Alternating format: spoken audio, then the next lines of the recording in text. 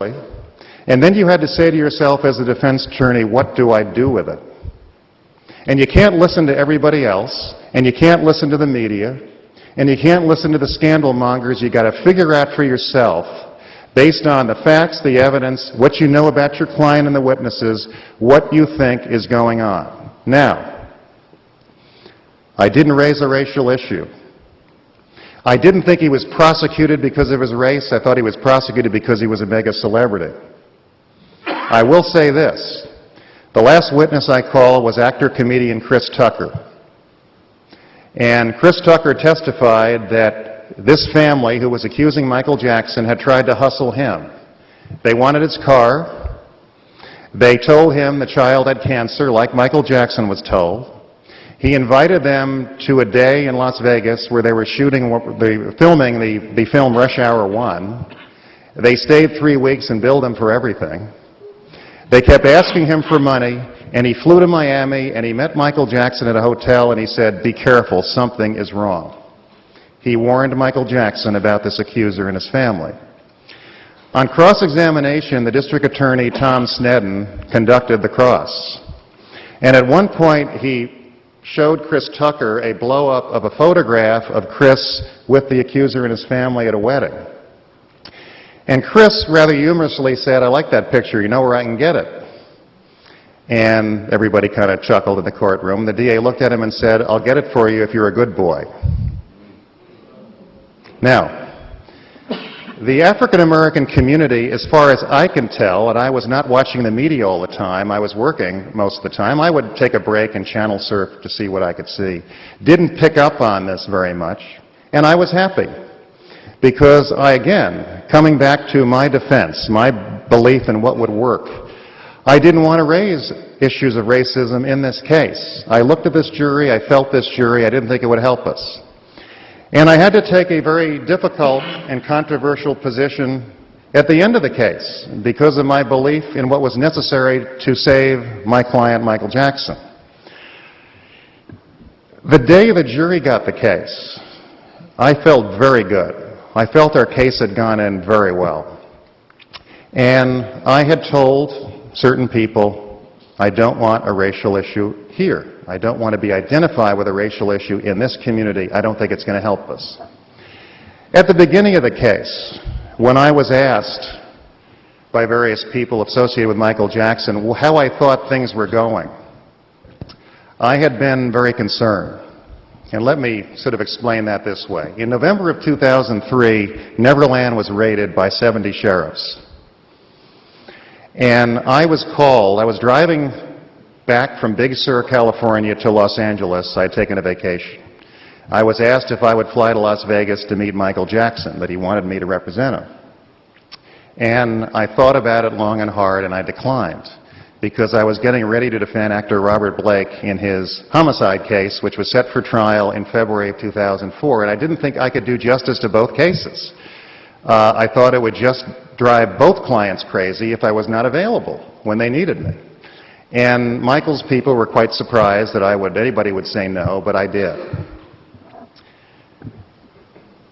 When Blake and I had a falling out approximately 10 days before the start of his trial in February, and I withdrew, I got a call about a month and a half later by Randy Jackson, Michael's brother, who's been a friend of mine for many years. Would I reconsider, would I fly to Florida and meet him? I said I would. I went down and met Michael. Flew back, was asked in a short 5 or 6 days later, will I come back? I said I would, and I was retained. But what I had seen before I was retained on TV was of great concern to me. You may recall that first arraignment. I was not his lawyer then. First of all, Nation of Islam were providing security for Michael, and they were very prominent in Santa Maria at that first arraignment. Now, I've worked with Nation of Islam for many years, and I still do. And I've agreed to defend their Western regional leader if he is charged with assaulting a police officer, which they're threatening to do, but haven't done yet. And I am well aware of what Nation of Islam does in the inner city in Los Angeles, the way they fight gang violence, the way they fight drugs, the way they try and teach people responsibility and spirituality, and they do so much in a city which is the gang capital of America to try and stop this violence. And I had worked with the Nation of Islam in the Patricia Moore case. They have been great supporters of her. But nevertheless, I did not think having Nation of Islam in that prominent position as Michael's security people in Santa Maria were helping him defend. I felt it was separating him more from the community that was going to judge him rather than making him part of the community that he had chosen to live in that would judge him. And I made that very clear. This is not a good way to start.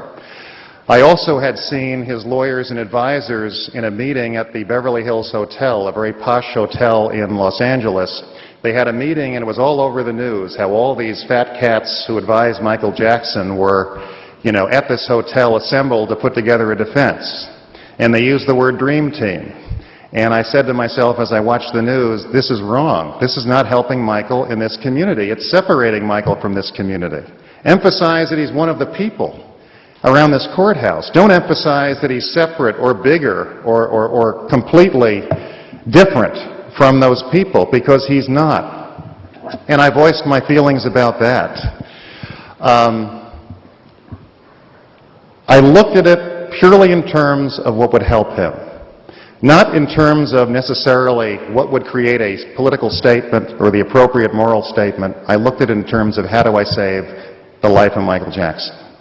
And you may recall, if you followed the case, that during the second arraignment, after he was indicted, when I was his lawyer, you didn't see Nation of Islam prominent. You had certainly some Muslim security, but it wasn't a prominent thing. And there were no more parties at Neverland and no more summit meetings in Beverly Hills and things of that sort. It wasn't going to help defend Michael. But at the end of the case, and unfortunately this got some TV coverage, and I'll just be perfectly honest about it, the Reverend Jesse Jackson, who I have a lot of respect for, particularly what he did during the Civil Rights Movement and what he's done since, did appear. And I was upset. And I issued a press release that nobody's speaking for Michael Jackson or the family, that there's a gag order, we will honor it. And I had a talk with the Reverend Jackson, and I explained to him just what I'm explaining to you. There's no upside here. To a lot of white people, when they see you, they think there's a racial divide or there's a racial issue that you're coming to expose and to fight against, as you should, but it's not going to help me with my job right now. And he did leave. He was there for a couple of days. He understood my goals. He understood my motives. I still have great respect for him, but I didn't want him there at that time for the reasons I've told you about. Now, I was asked if I wanted Al Sharpton to come up to the community. And I suggested that wouldn't be a good idea either, and he completely understood. He didn't think he belonged there either. But it's up to the defense attorney to identify these issues for what they are. See them realistically. Don't hide from what they are. And don't pretend our society is something it's not, and don't pretend the community where you're trying the case is something it's not. Be aware of what it is and adjust your defense accordingly. And that was what I was trying to do. Fortunately, we succeeded. And I absolutely believe justice was done. I know we have a lot of students here who are studying trial tactics. Let me say a couple of things about trial tactics, because I did pursue some unorthodox trial tactics in the case for which I was criticized until the verdicts. And I'll just summarize them very, very quickly. A trial is an exercise in people. If you don't understand people, you're not as equipped to try a case as you could be. You don't learn about people in law school. You really don't. In fact, you learn in law school, in my opinion, that everything is an intellectual exercise. And it's not. I think the best trial lawyers understand what happens in their heart and their soul as much as what happens in their intellect. And if they're going to communicate with people who didn't go to law school and didn't go to college and come from different walks of life, some highly educated, some not, whoever they may be, you have to learn that there's a lot more to human nature than your intellect. And you have to learn what makes people tick. You have to learn who is the kind of person that typically resonates with you as the trial lawyer. You only learn that with experience. And you have to learn about people's intuitions, their instincts, their feel. Everything is not intellectual, trust me. And I really think that law schools do a disservice when they don't train trial lawyers to be good people. I often talk about the value of pro bono work because I thoroughly believe in it and I do it.